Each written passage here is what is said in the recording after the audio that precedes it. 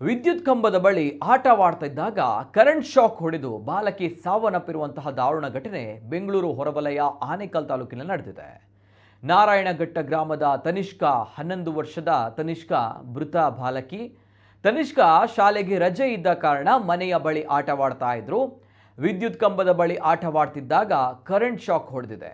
ಗಂಭೀರವಾಗಿ ಗಾಯಗೊಂಡಿದ್ದ ಬಾಲಕಿಯನ್ನ ಖಾಸಗಿ ಆಸ್ಪತ್ರೆಗೆ ರವಾನೆ ಮಾಡಲಾಗಿತ್ತು. ಆಸ್ಪತ್ರೆಯಲ್ಲಿ ಚಿಕಿತ್ಸೆ ಫಲಕಾರಿಯಾಗದೆ ತನಿಷ್ಕಾ ಸಾವನ್ನಪ್ಪಿದ್ದಾರೆ. ಬೆಸ್ಕಾಂ ಅಧಿಕಾರಿಗಳ ನಿರ್ಲಕ್ಷ್ಯಕ್ಕೆ ಮಗು ಬಲಿಯಾಗಿದೆ ಎಂದು ಕುಟುಂಬಸ್ಥರ ತೀವ್ರ ಆಕ್ರೋಶ ವ್ಯಕ್ತಪಡಿಸಿದ್ದಾರೆ. ಆನೇಕಲ್ ತಾಲೂಕಿನ ಸೂರ್ಯ ಸಿಟಿ ಪೊಲೀಸ್ ಠಾಣಾ ವ್ಯಾಪ್ತಿಯಲ್ಲಿ ಈ ದುರ್ಘಟನೆ ನಡೆದಿದೆ.